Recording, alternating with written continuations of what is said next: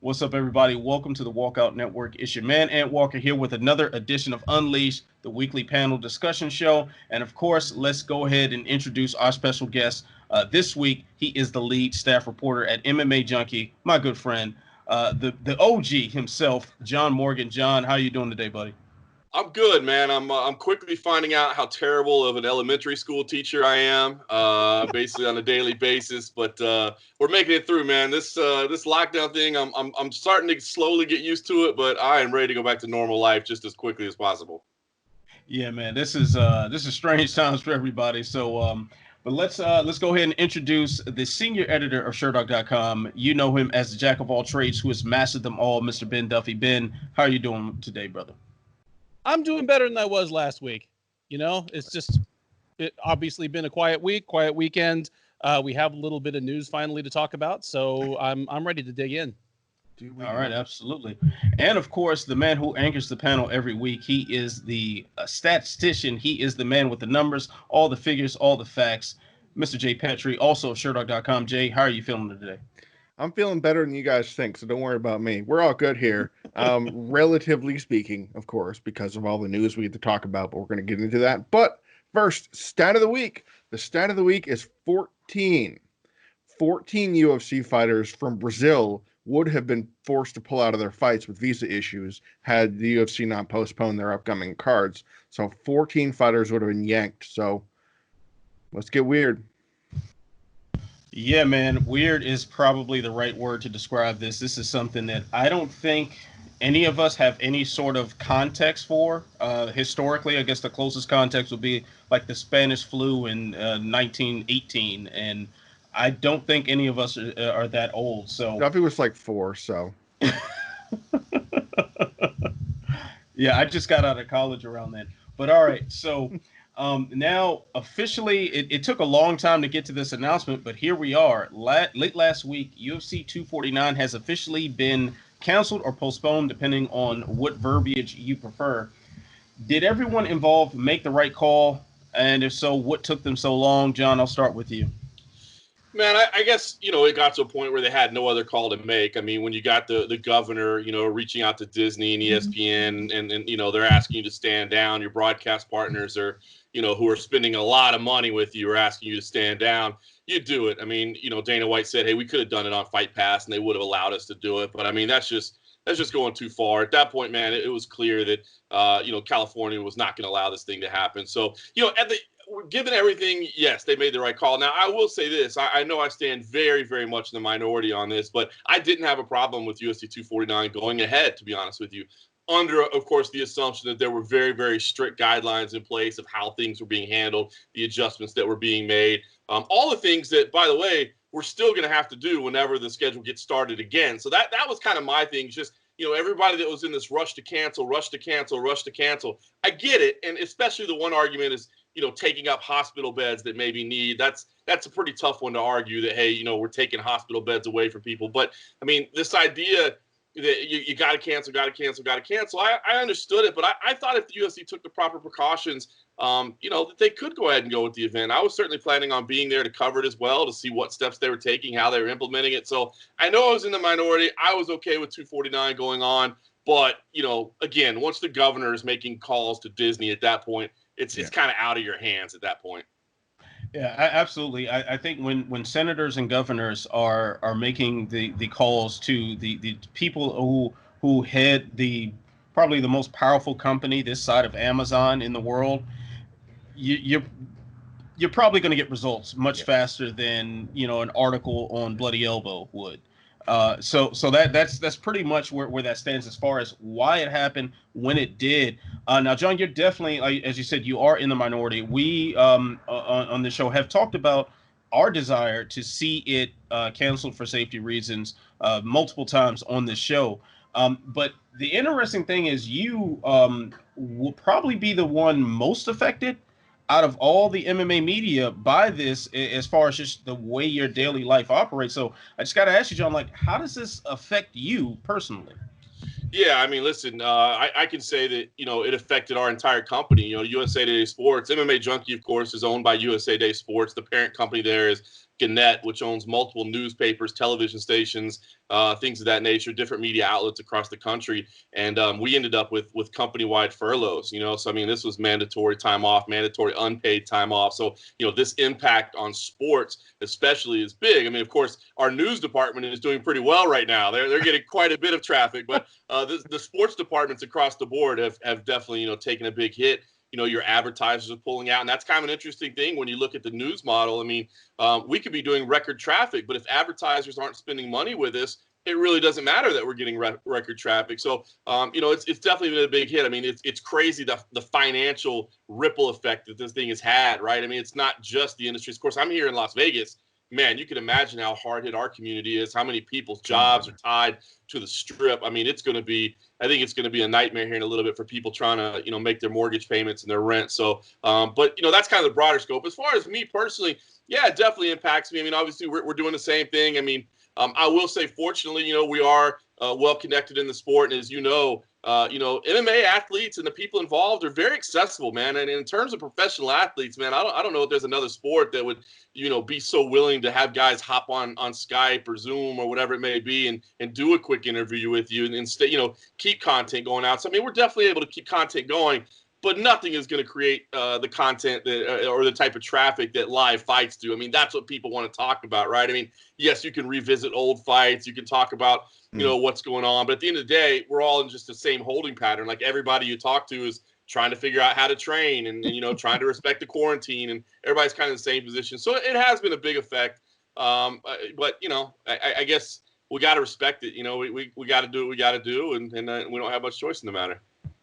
Yeah, absolutely. I mean, we're all kind of adapting. I know Sherdog has undergone some changes during this whole ordeal. One of those changes was temporarily bringing me back to kind of fill in some content gaps. So op-eds coming your way, I guess. So yay, pandemic. Yeah. Oh, it only took for a global pandemic for me to get my respect. Jay. Now, I'm gonna pivot to you quickly here because I do want to point a little more light toward a particular word that John used in his description of his explanation of why he was okay with UFC 249 going through, and that is assumption. The assumption that the medical protocols were going to be good enough to make sure this event took off safely, and that keyword assumption. I mean, Dana White was very, very blunt about him purposely trying to keep the media in the dark. If there were more light shed on what he wanted to do as far as safety protocols were concerned, would you have been okay with this event going forward? I think one of the biggest issues, and this is something I had mentioned before, one of the biggest issues I had was that there were so many questions. There were so many things that none of us had answers to. And they were questions that were just a little too big for me to feel comfortable saying, okay, like for instance, COVID-19 tests of the athletes, their corners, staff members, whomever. It was specifically answered, don't ask me about that. Don't worry about it. It was kind of that dismissive tone, which, okay, I understand. If you're going to say, don't worry about it, then we should be supposing that, okay, that means it's being done. But as I have personally said multiple times, if this were being done, fighters would be shouting from the rooftops. The only fighter I know of right off the top of my head that's, been vocally talking about being tested by the UFC is Ngannou. I don't know if Jairzinho Rosenstrike has been tested as well. I don't know enough about that. Yeah, the questions are a problem. I think sunshine is the greatest disinfectant in a lot of ways. And as soon as a Sherdog founder, Jeff Sherwood, decided to break the news that it was going to take place in Tachi Palace in Wednesday, the wheels started turning very quickly for the reactive nature of the industry and then the government, because I think it was on Thursday at about 6 p.m. The story came out about Senator Dianne Feinstein's public statement saying, hey, let's take it easy here. 45 minutes later, I'm writing up the story about everything's over. So everybody was being kept in the dark. It was a strategic move to try and I don't want to say try and circumvent the regulation, but kind of to try and circumvent the regulation that was going on, to just go, okay, we're going to do it. We're going to put it on, and you're going to deal with it. Yeah, I was going to say, man, I think that strategy kind of backfired a little bit. Yes. I understand what Dana was trying to do, and I get it, saying, hey, don't worry, we'll take care of it. And I talked to a lot of UFC people behind the scenes that say, hey, listen, I know Dana's being all blustery out front, but I can tell you behind the scenes, he's working with Jeff Nowitzki, he's working with Dr. Jeff Davidson, he's working with Donna Marcolini. They are working to implement all these things, and every precaution is being taken, and every highest standard they're trying to meet. So I think they were trying to do the right thing, but at the end of the day, I think by telling everybody, hey, bugger off, we'll handle this, don't worry about it, I think it definitely backfired because it raised more red flags. I think had maybe Dana had been more willing to be more transparent and say, what questions you got? Let me answer to you. Let me tell you what the answer is. Here's what we're doing. Here's how we're handling it. I think if he had done that, maybe it'd have been a little bit, easier for a government to say, well, it sounds like they're all buttoned up, whereas now if California had allowed it to happen, people would go, why are you allowing this kind of shadowy event to take place underneath your jurisdiction and didn't do anything about it? So I understand what Dana was trying to do, and I think he just wanted to get one event in as like a proof of concept. Get one done, show the world, hey, we're doing everything right. I promise we can keep going. But, I think ultimately it backfired. Yeah, I would definitely say that it had to backfire. Just want to get this out there because the head of Sherdog, the editor in chief, Mike Fritley, stopped me from doing this, but I'm just going to go ahead and say it over here. So I wanted to. I fortunately I wasn't on my laptop, so I didn't have access to TweetDeck. But I wanted to tweet from the Sherdog account. Thanks at Jeff Sherwood. Or like thanks dad or something like that, but that was stopped for obvious reasons. Now Ben, I make light of it, but do you think that that Jeff's reporting of Tachi Palace that became the undoing, that say this that the location wasn't known and this was just broadcast from some sort of silo like Chael Sonnen Submission Underground, that we would be enjoying UFC 249 and worrying about the ethics later? I think it would have probably fallen apart at some point anyway. I mean, when it was canceled, what was it? Was it 10 days out? Something like that? 10 days out? Yeah. The problem is this was the absolute worst time for the UFC to try to do any sleight of hand, because in a complete absence of other news stories, everything they did or didn't do just stood out from the landscape, like the Eiffel Tower. So it was coming under increasing scrutiny. Fans as well as media seemed to be asking, okay, is it going to be on some native land? Is it going to be offshore somewhere? Is it going to be on the yacht at international waters that you've been referring to for the last 3 or 4 weeks on the show? And so I think the scrutiny was going to keep building. And even if Jeff hadn't broken the story when he did, it would have been even worse if they'd made an official announcement about it, say the next Monday, like 6 days out, and California still goes, oh, hell no. Then axed it. Ooh, yeah. Yeah. So, I mean, I really do understand and sympathize with the motives behind trying to make this event happen at all costs, even if I did think it was inadvisable. But I don't think they were not going to get this pitch over the plate no matter what. There's too much scrutiny. The scrutiny was building. It wasn't going to happen, I don't think, regardless of whether Jeff broke the story when he did or not. All right, so fellas, I want to deviate just a little bit from the script here. We have a swing or miss, which all credit to your preparation, Jay. I want to go in a different direction here because I'm saying swing or miss. The biggest clown through this whole spectacle has to be the Association of Boxing Commissions. Are you picking up when I'm throwing down? A little weird, right? I mean, basically, they're like, "Hey, we're not gonna recognize these fights," and then you come back and go, "Well, man, maybe we are gonna recognize the fights." And it was a little weird, to be honest with you. I mean, I kind of understood. I guess maybe they were trying to help draw a line in the sand. Maybe give a little bit more credence to this. Maybe shouldn't happen if we're not gonna recognize it. Now it's kind of weird because who cares? I mean, if they don't recognize it, like if the dudes get paid and I bet it's, well, I don't know, maybe you wouldn't put it on SureDog, but I imagine you would. Definitely. Right. I mean, you put it in the database, right? It's a UFC fight. And, Yep. and the other thing that's weird is that, I mean, listen, I mean, the UFC, I mean, how many, territories around the world do they self-regulate in? And they do it quite frequently, quite often. So I thought that was a weird move by the ABC. I guess that was just them trying to step in and intervene, maybe, try to assist with the intervention any way they could. But I thought it was weird. And then I guess if you're going to draw the line in the sand, like, don't get pushed right back over it as soon as you do it, Yeah, they stood their ground for all of about 4 hours. That was pretty pathetic. That was pretty pathetic. And I do wonder if part of it was to kind of throw a bone to people like Bob Arum, who had been speaking out against the UFC carrying on this event, had very openly said, we're not going to run any fights until, the end of whatever time frame. I wonder if they were kind of like trying to single out the UFC for flouting the advisories that were in place. Yeah, I mean, ABC kind of acts as an advisory body more than in jurisdiction. I can't count on one hand the number of actual claims of jurisdiction it has over anything. It can write the book, it can write the guidebook, it can say, okay, you guys should probably follow this, but it's largely toothless.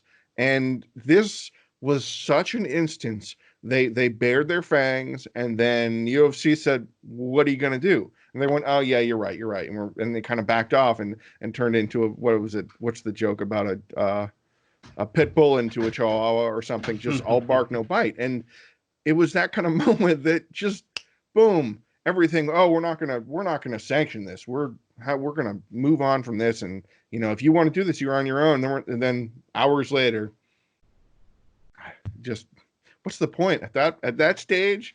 It was posturing at most. Yeah, I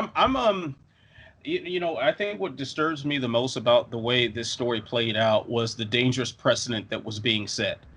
To have just, at least in my opinion, blatant commission shopping.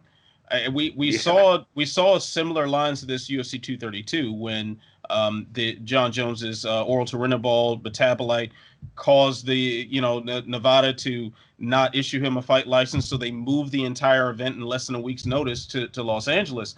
Granted, that was more convenient for me to cover the fight, but as far as setting a precedent for skirting around the regulation that Dana White in particular has been very vocal about running toward in the early Zuffa days, it kind of sets a bad precedent, and then you try to black out the media from very relevant questions that need to be answered for us to have any assurance that public safety is a true consideration.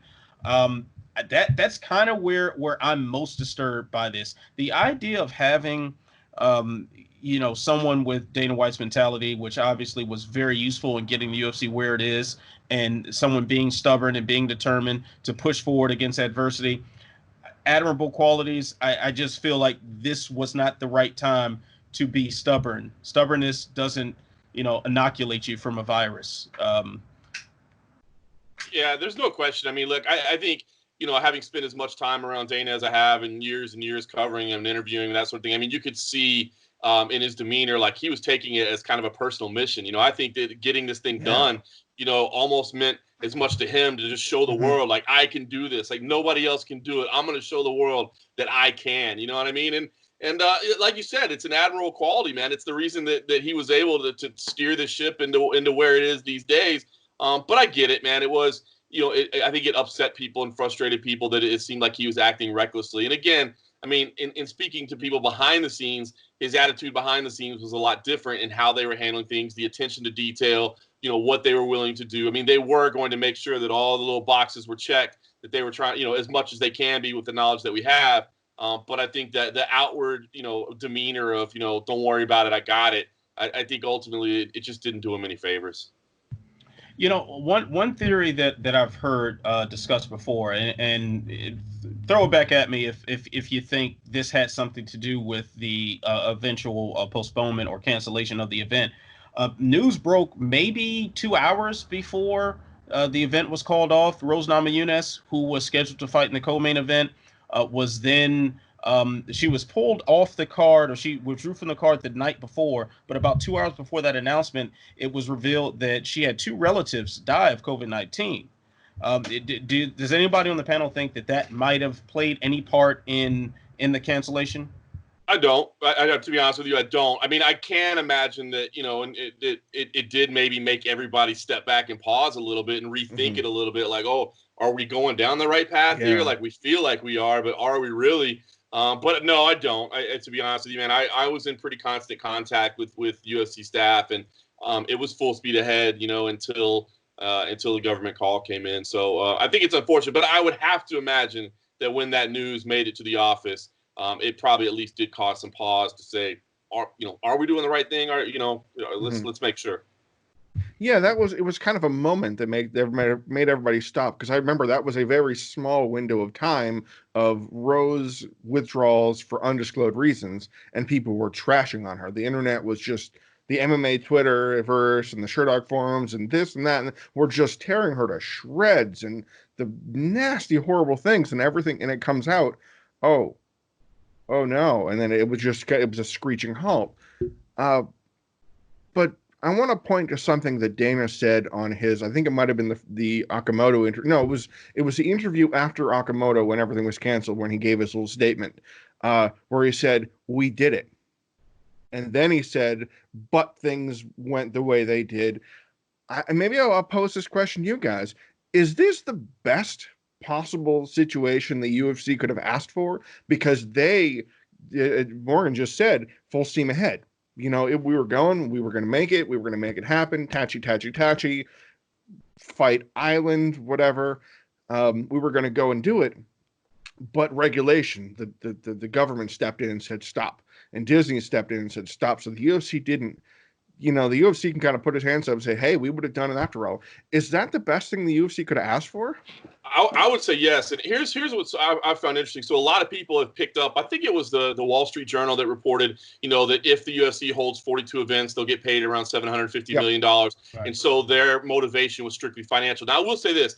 I do think a lot of, not that the report was wrong, but I think a lot of people put a lot of stock into it. Like, every league has that same type of deal. They're supposed to provide so many hours of content or so many, whatever their arrangement is. So everybody has that, in place. And that is going to be a big financial discussion. I mean, with all these leagues, I mean, you saw DAZN was the first one that came out and said, listen, we're not paying you guys rights while you're not giving us product. So I don't think that was a chief motivating factor as it's somehow being painted. I mean, obviously everybody knows they want to have the events happen, but in terms of you saying, is it the best possible scenario? I would definitely say that, hey, if ESPN does come to the table and say, by the way, guys, you only got 36 events in this year. We're contracted for 42. And Dana can say, bro, we got 36 in because that's it. You told me not to do it. You can't tell me not to do it. You're the one that did it. So, yeah, absolutely. I don't think a lot of people have painted that out to be the chief thing is that they had to get this 42 events. I think people forget with the Apex, once we do get back to life as normal, they can do 42 events in 42 days if they wanted to, as long as ESPN has the programming space, and I got to believe they are. So I don't believe that was the chief motivator, but to answer your question, I think that absolutely plays their favor. Just in case ESPN does come to talk to them, they can say, we were good, bro. We were good. Now, John, you're that close to convincing me to go to the other side of the argument here, because I did not think about that angle.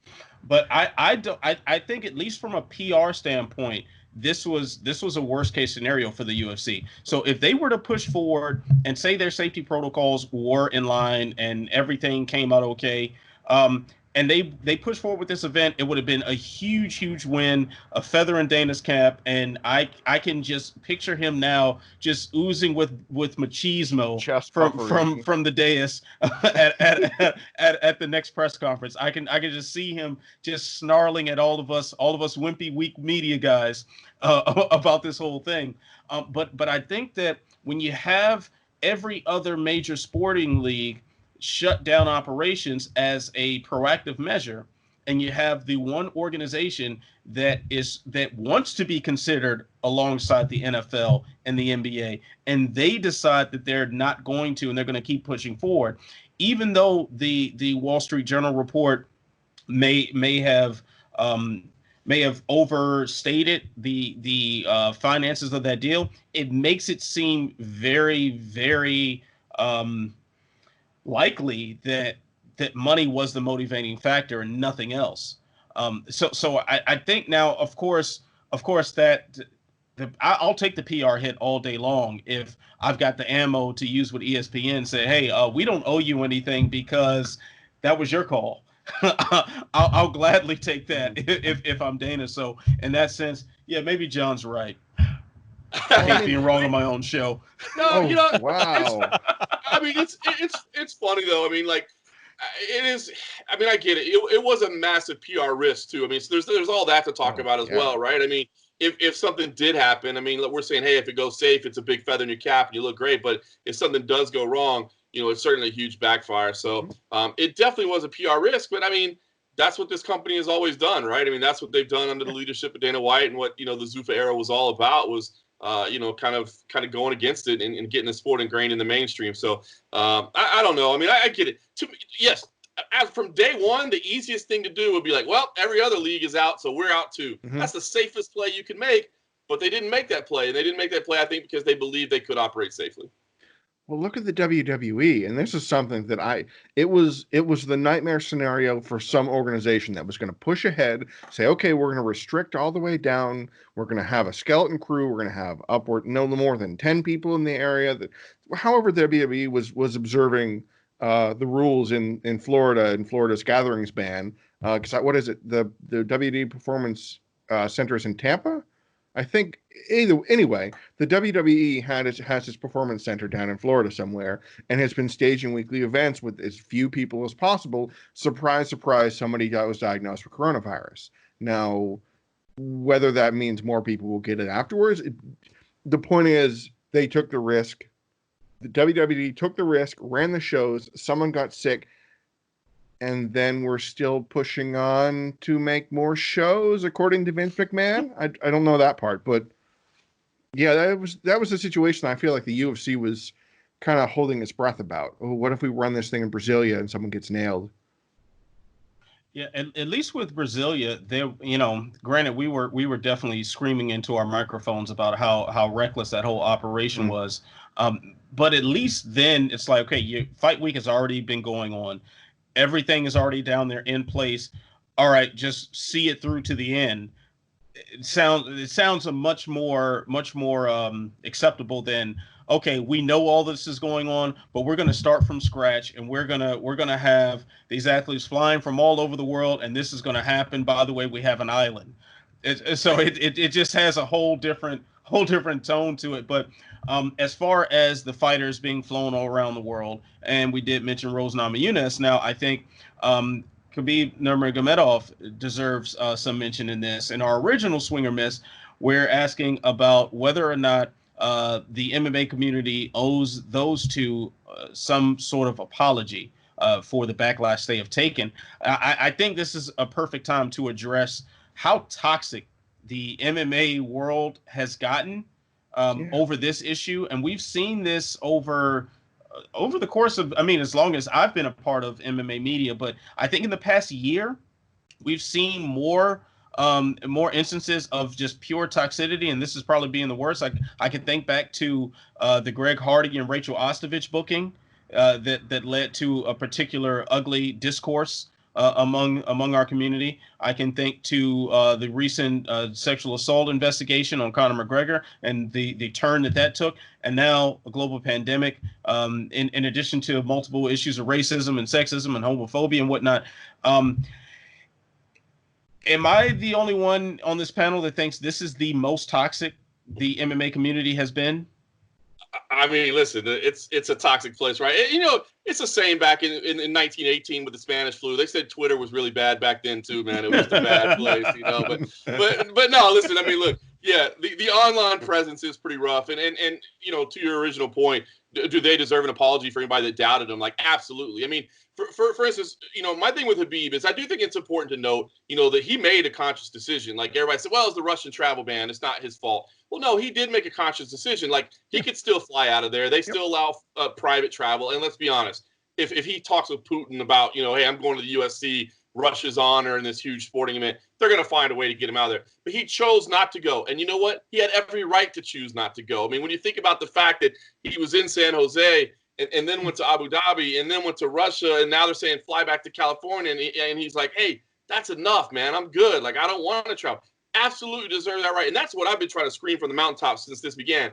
As I said, I knew I was in the minority in thinking that the UFC could continue to operate safely and that I thought that it was okay. But what I also wanted to caution everybody is that if there's a single fighter who says, I don't feel good with this, either because I'm not sure about the safety, or, look at a guy like Aljamain Sterling, who's been vocal and saying, look, you think about how delicate his position is. He's been fighting to get himself to that top spot for so long, and he's saying, I'm not risking it right now. When I can't put in a full camp, I'm not going to do it.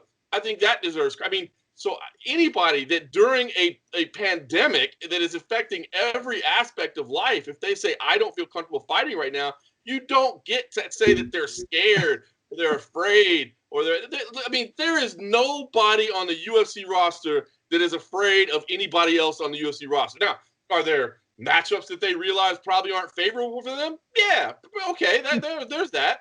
But it's a sporting contest. Nobody is afraid of anybody else. If you use that argument for any reason, they scared. As soon as you say that, you've just proven yourself to have, your opinion now means nothing, because you just proved that you're an idiot that doesn't know anything about this. So from that point, it's cool, because then I know I don't have to listen to anything you say after that point. So it's awesome.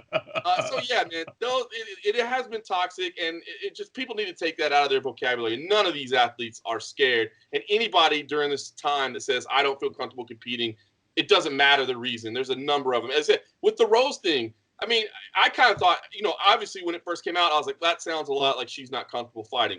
Fair enough. Then you find out it's even worse than that. That 2 people in her family have died. Come on, man. That everybody here deserves a free pass. Definitely, absolutely would agree with that. I'm floored by the amount of people who don't seem to understand that, like, the fighters are human beings with their own families, their own lives. Like, if you are sitting in the house right now, quarantine, and you have the nerve to talk about someone not willing to travel across the world to get into a cage fight, when you cover your face to go to the grocery store to buy eggs, I'm sorry. We're talking about different things here. Where this is another an absolutely different realm. But I want to take that into a slightly different angle too.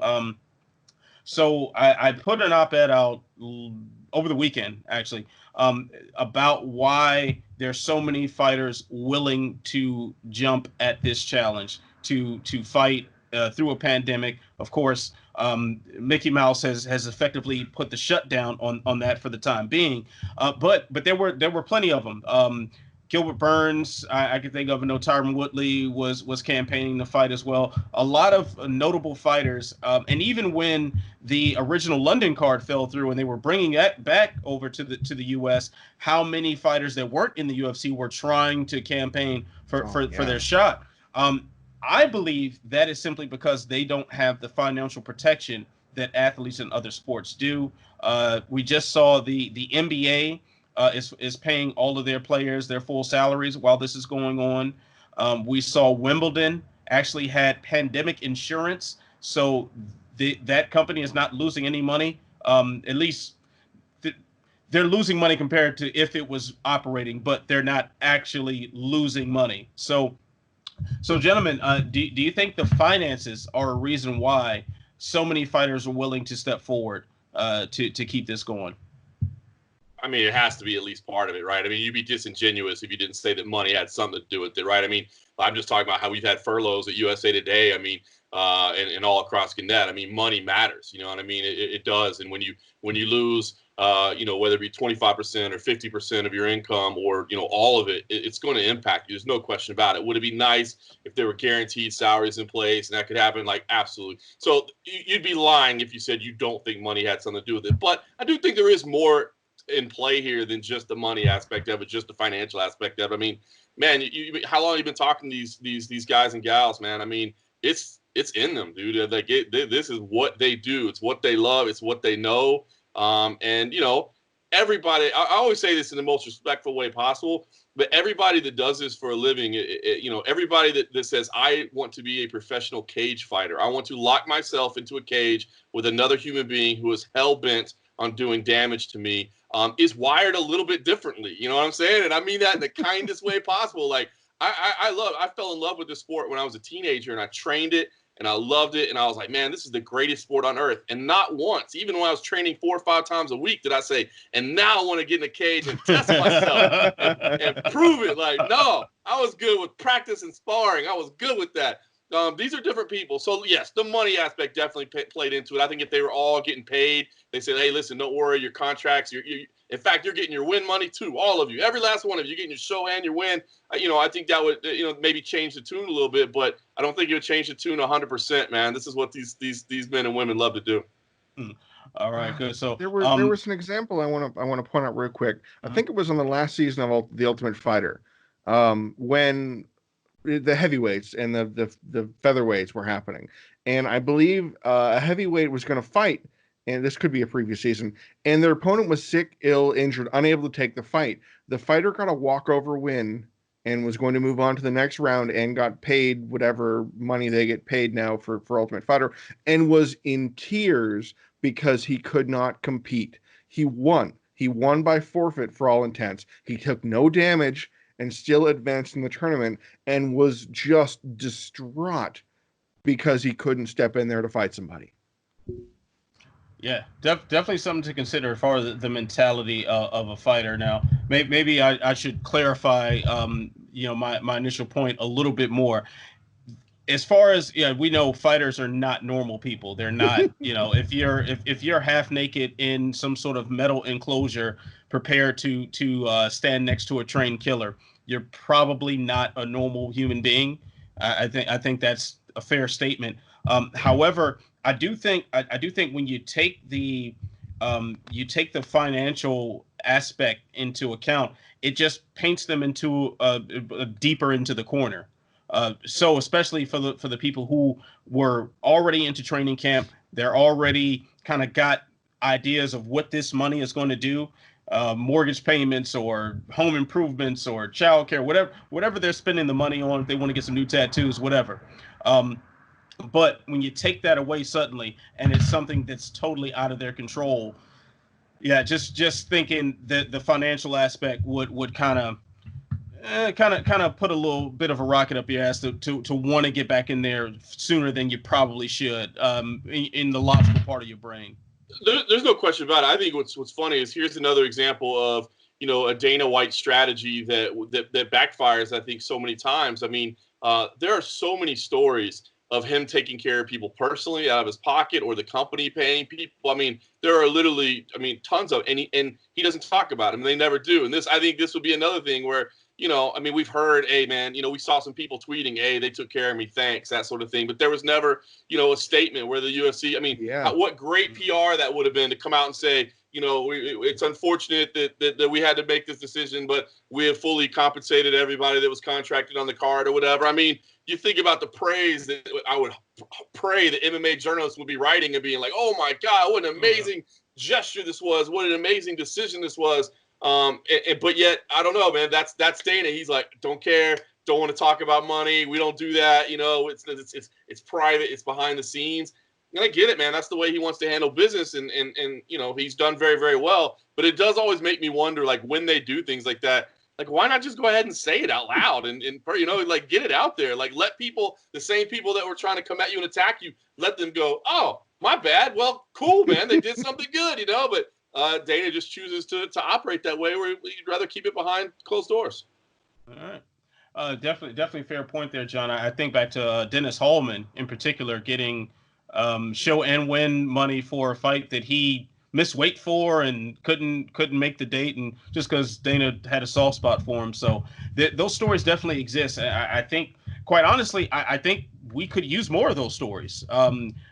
Publish some of these stories, like, let some of this information out, because right now I know public relations may not be the foremost thought in his mind, probably never has been, knowing the man, but the UFC is getting skewered right now in so many places. And I think also, too, when you have senators and governors coming down on your sport and they start looking into things, if these stories aren't out, it just makes everything look worse.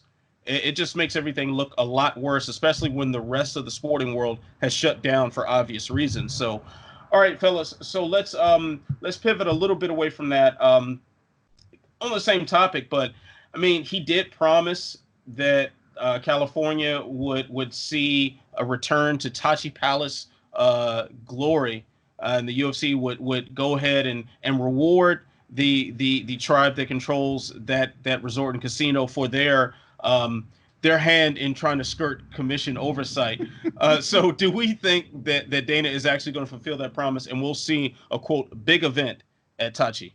I think he definitely will. I mean, you got to think about the relationships that are still there. I mean, Reed Harris, of course, is still with the UFC. He did events out there for years at Tachi Palace with the WC. So, of course, the relationships are still there. And obviously, Tachi Palace was willing to take this risk. I mean, we all knew that it was, an interesting decision. And they weren't talking to reporters. They weren't answering questions. They were just letting it be. And, so I think Dana will stay true to his word. Here's the interesting part for me, though. So I definitely believe it will happen, right?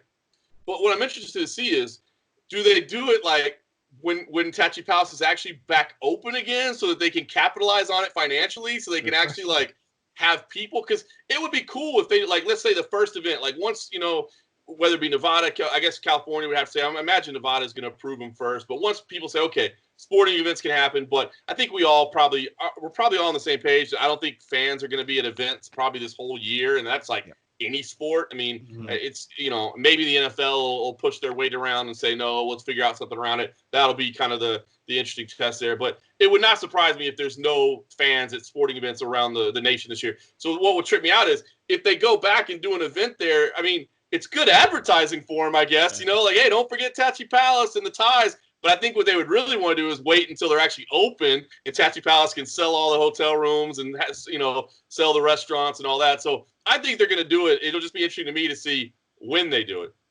Yeah, I hope they do it, because I just want to go back to the Coyote Grill. I like the food there. pretty good food at Tachi. Jay Ben, is Tachi going to be the next home to the big California pay-per-view event that we're anticipating? I mean, I agree with John that I think they will go back. And honestly, if they want to do it while there's a moratorium on live crowds, that wouldn't be a bad time to do it. I mean, Tachi's Theater seats about 2,500 people, so it would be a liability from a live gate standpoint, unless you weren't going to have any live gate anyway. So do it then, because, I mean, the UFC has proven itself willing to put on.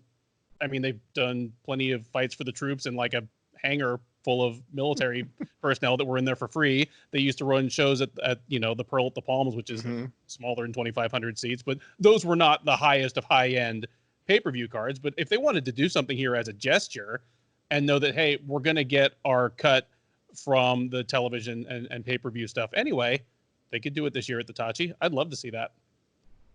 Yeah, I think I agree with you there. I believe that they'll put on a show at the Tachi Palace for the first show in California as a gesture, but I think there may be the caveat of, we don't need to pump everything into this. If the UFC plans on saving shows for countries or states that allow fans to come in, the UFC is probably going to target those places and say, let's fill it out. Let's go all out and get a 20,000 seat arena here and blow it out and put on a mega fight. But if we're all handcuffed here and they're going to be just crowdless events, then why wouldn't they? I mean, they can check off the box and say, hey, thanks, Tachi, we gave you a big fight, and they don't lose anything relative to a $5 million gate or something like that, or a big T-Mobile show, because then they can do that, because, otherwise, Ant will ask them if they're still delivering on what happened at UFC 112, and then we're kind of go, oh, what do we do here? Yeah, I mean, it's kind of a good thing for Dana that he can make this proclamation, and if he sticks to it, he can, yes, I stuck to it, I did it. And if he didn't, the three of us and a couple other people will remember, but like the rest of us are totally going to forget. I know there's 4 of us on the panel. That's what I'm trying to say, is that it'll float away. Like, one And of that's us all on the right. panel will forget. I probably will. The big reveal is going to come when the whole Fight Island thing was actually they're just going to dig a ditch around Lemoore, California, and fill it with water. Maybe they can break out the moat that that Art Davey wanted. It'll be the moat. So get ready for Mayor Poppies Martinez of Fight Island coming to you 2021. You know what? I do think that they will reward Tachi Palace with a big card. One thing for sure, like we can say a lot of things about Dana White, but one of the good qualities he seems to have about him is loyalty. So he is very loyal to who he's loyal to, and so I do think that he will reward Tachi with a solid card that's worthy of being in any other big venue. I'm just hoping that they break character just a little bit and maybe do a WEC homage that night. I want to see a blue cage. I want to see the blue gloves. They never do this sort of stuff, but this is the perfect time to do it. So was it Fight Night 150 in Colorado in Broomfield when they had the homage, the old school graphics? Yeah. So that was perfect, and that was they kind of kept us in that the one-off nature of it. There was the novelty again, and it was phenomenal. They nailed it, and they got universal acclaim from all of us. So yeah, bring on the blue cage. Bring on Olaf Alfonso. Let's do this thing. Let's get weird. Bring the growing tribal tattoo across the screen, during the transitions. Just close up to Dominic Cruz's back. So, Abe Bellardo sings the national anthem. We're good to go, guys. We can rock this thing. I'm so here for that. All right, so now let's briefly. We did have another story that really was shocking, and I think as all of us can probably say this is the stuff that nightmares are made out of. Anthony Smith had quite the encounter with a home invader where he says that we've met Anthony Smith before. He's a rather large human being. To say that he was able to throw punches, kicks, knees, and elbows on someone and they didn't go down, and this was an encounter a struggle that lasted for minutes and minutes. Like, what do you make of this story? Anthony Smith fighting off a home invader. He's not just a large dude. He's a large dude who does horrible things to people when he's fighting them professionally. And while I don't know him personally, I get the feeling that he's probably thrown down in the street one or 3 times in his life. So I don't know what this dude was on. I mean, because what I hear is that he was a former standout high school wrestler who, weighed about 170 pounds. I want to know what brand of PCP this dude was on. But in all seriousness, Blue Magic. I am glad that Anthony Smith and his family and property did not suffer any serious harm, and I'm glad the invader didn't have to die. I'm glad Anthony just didn't have to draw down and shoot the guy. It was a scary story all the way around. I mean, obviously, anybody that, you got your family and you think about that. I mean, somebody, a home intruder, man, just the thought of that, defending your family. I mean, that's scary. Mm-hmm. But, man, when that Ring doorbell footage came up a few days later of the guy trying to go into another house, it was already a scary story. But then when you saw the state of that guy, before it's just living in your imagination and living in the description. Yeah. When you had that visual and the audio of it, of him screaming and just how, obviously tweaked out he was, man, it was horrifying, man. And that was, it's sad. And then, I mean, to find out that that's like a misdemeanor charge, I mean, I don't know, man. Like, it seems pretty awful to me, man. Scary stuff. It was a bizarre story and very, very scary. He got the crap got him by Anthony Smith. That's probably bigger punishment than most people could have. You have to imagine on the come down, the next day, dude, forget it. I mean, I'm sure the day after watching an Anthony Smith fight. yeah, that guy must have been put through a meat grinder. I would like to applaud Anthony Smith because, I can't speak to other fighters, but he's got a good head and shoulders. He knows I can't take it too far because he could elbow, nose, brain gone. There's all kinds of things he could do to permanently incapacitate you. And he just beat the brakes off this guy and controlled him and handled it. So yeah, I shout out to Anthony Smith for defending his family the way he did, not needing or resorting to lethal force. And yeah, I mean, this could have been a real mess if it were somebody else that didn't necessarily think about what could happen if I just went, insert fighter name here on them. Yeah, like imagine John Jones flatly said, if it had been my house, he wouldn't have been getting up. And it didn't strike me as John speaking from like a macho place. No, I thought he sounded like he was praising Anthony for a level-headed handling of the situation when he said it. Yeah, agreed. Yeah, that whole scenario just frightens the hell out of me, just to say the least. That's scary stuff. That just so thankful that he and his family are okay, and this chapter can be behind them. I mean, I'll put it this way. At least if he broke in Mike Perry's place, something ignorant would have happened. Or if he broke into like Cowboy Oliveira's place, one of his baby mothers would have threw a grenade at him. So there's that. But the good news is he's probably going to get signed by BKFC next week. All right, so now let's move on to the next segment, perhaps the best titled segment in all of media history. I'm not surprised, Mr. Falcons. This is where we get to share something from the news that shocked us, or lack thereof news, or whatever. John, what is your I'm not surprised, Mr. Falcons moment this week? I mean, just the whole last month, dude. I mean, the fact that a month ago, the worst thing in my life was the fact that Israel Adesanya and Yoel Romero sucked. You know what I mean? That was like the worst thing going on in life, man. And then now, a month later, like I said, I'm finding out that I'm a crappy elementary school teacher, and I mean, it's just been nuts, and just how fast everything has changed, man. I thought for sure the UFC was set up to handle this. That at first, like, the strip wasn't closed, and I thought, man, if the strip's not closed, they're going to do events at the Apex, and just, man, how fast everything changes and moves. And as soon as you think you got a hold on, okay, everybody's good at this level, and then it escalates, and then it escalates, and it escalates. So, I mean, dude, I'll be honest with you, man. I have, along the way, as this whole story has developed, I've been wrong over and over and over about what was going to be done and what was not going to be done and how things are going to go. So I'll be honest, in all my years of covering this business, I've gotten a pretty good feel for the UFC, a pretty good feel for the athletic commissions, a pretty good feel for, just what people are willing to do and how they'll handle it. And I have been wrong on this one over and over as we moved along. I did not see this getting to the point where, Mickey Mouse was shutting down the UFC. All right, Jay, can you share with us your I'm not surprised, Mr. Falcons moment this week? Yeah, and let's take a step back, go back to my stat of the week about 14.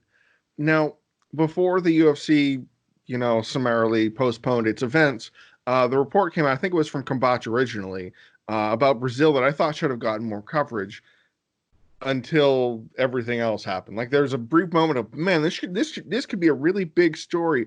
Oh, this doesn't matter at all in any way. That was actually the way I felt when I was doing news on Thursday, writing up matchups, and Walt Harris is going to fight Overeem, and this is going to happen. Oh, wow, let's just throw it in the trash. But 14 fighters had to pull up. Presumably, were going to pull out of fights due to visa issues. Now, the travel situation in around the world is a lot more difficult.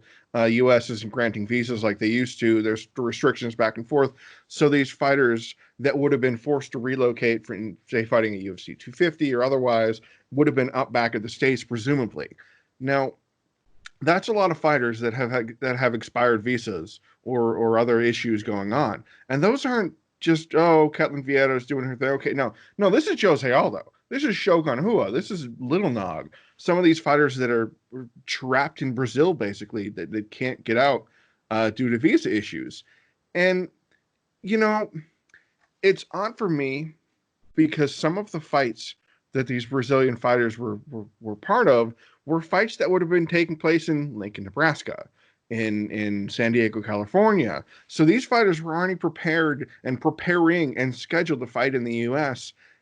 and didn't have their visa situation prepared to be able to do it, and then pulled out. Yeah, there's questions that shouldn't be questions. This should be kind of a foregone conclusion. These are taken care of. Fighters can do whatever.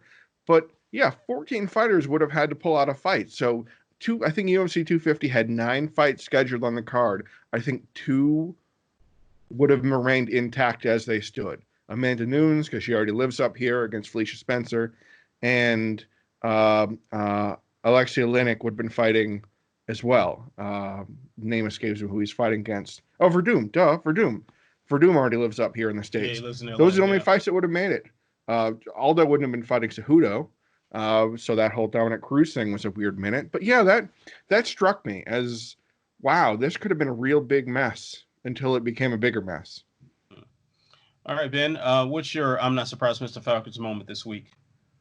Well, I have 2 that I can't really choose from, but I suppose I shouldn't be too surprised, but just today the news came out that S&P had downgraded Endeavor's credit rating from a B to a triple C+.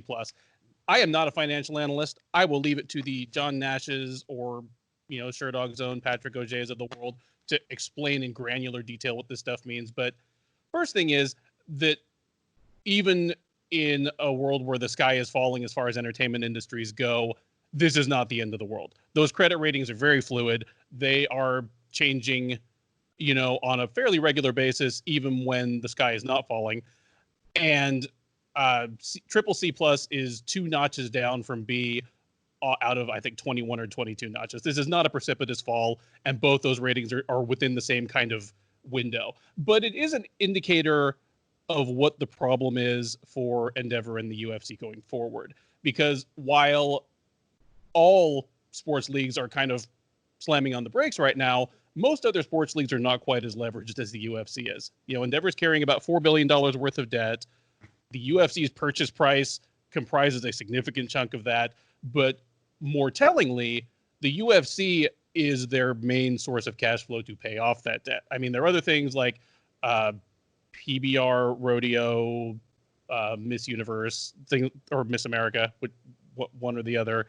I mean, they are definite sources of cash flow that are presumably also stopping. But the UFC is the regular monthly check.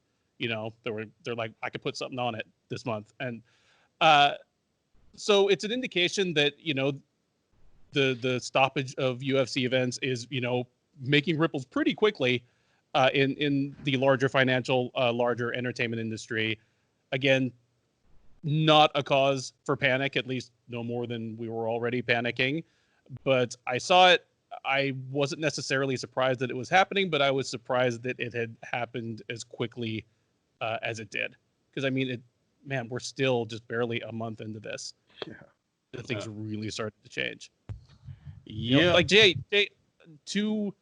barely 2 months ago, you were down here in Houston and we were at, UFC. And I was like, hey man, see you in June. I will not see you in June. Well, I'm assuming that, John, unless it's a Tachi. Yeah, no kidding. Well, John, you would have also been in Brooklyn this weekend, right? Because I was gonna be covering that for Sherdog too. We would have been able to see. But anyway, yeah, that was this weekend. We'd be in Brooklyn. Okay. I'm not upset that I don't have to go to New York this weekend, given the circumstances that's going on. But God. And what do you got for your Mr. Falcons? I'm not surprised Mr. Falcons moment comes courtesy of the app TikTok, because everybody seems to be posting on there when they're bored.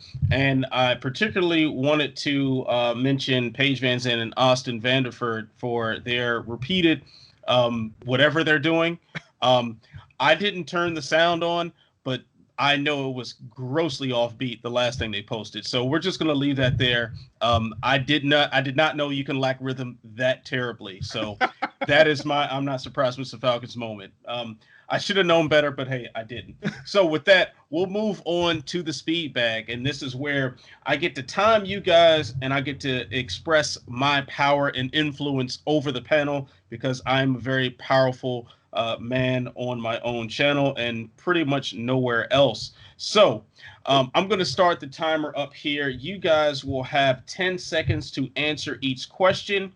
And I will start with you, John, because hey, you always get to ask the first question. So here we go.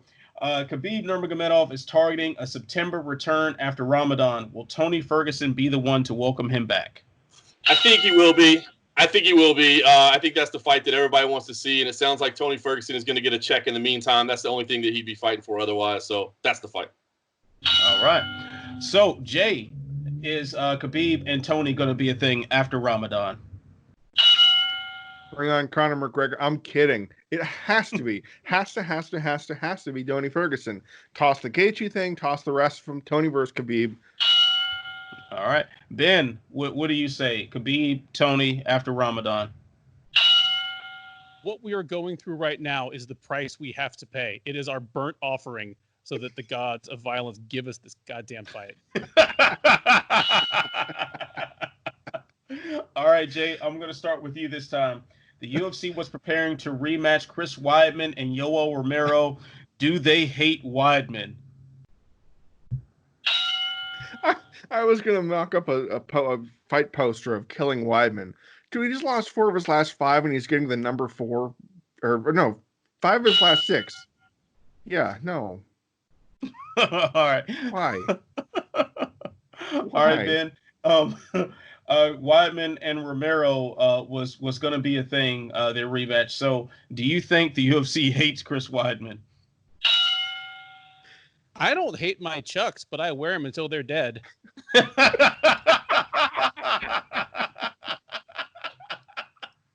All right, John. In light of the Weidman-Romero rematch that almost took place, do you think the UFC hates Chris Weidman? I do not think that they hate Chris Weidman, but what I do think is he must have a very lucrative contract that they don't feel that they can put him in easy fights where they're not big headlining fights. That's it. I mean, I should have known you would have the mature answer out of the panel here. But yeah, I'm just not I'm not ready for that level of maturity on this show. All right, so all right, Ben. So I'm going to start with you on this question. Will the UFC hold its next event before July 2020? If you say July 31st, 2020, I'll take the under before then. Okay. A surprising level of nuance. I wasn't ready for that. Well, you made me feel bad because, like, John gave a real answer last time. Don't you let John influence you into being mature. Don't do it. All right. So Jay, I'm gonna ask you now. Will the UFC hold its next event before July 2020? Yeah, I mean, if recent reports are any indication, the UFC wants to put on a show on May 16th, I think. And the June Kazakhstan card is going to go over to what? Magical Fight Island. I did forget about Fight Island. All right, and John, I'm going to conclude with you. Will the UFC hold its next event before July 2020? I say yes. I know that Fight Island is a wild card, but I think they'll do it even here in the United States. I think June 6th, I'm circling in Las Vegas at the UFC Apex. All right. Isn't that the date the Austin card was supposed to be? I believe so.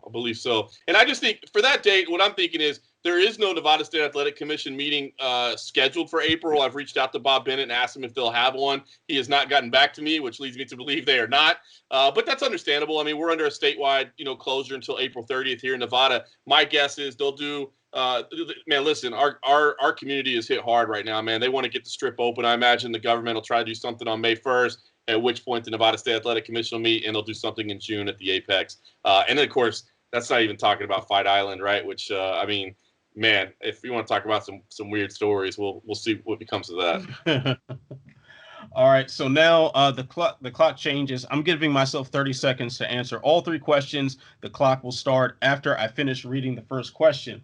All right, so Khabib Nurmagomedov is targeting a September return after Ramadan. Will Tony Ferguson be the one to welcome him back?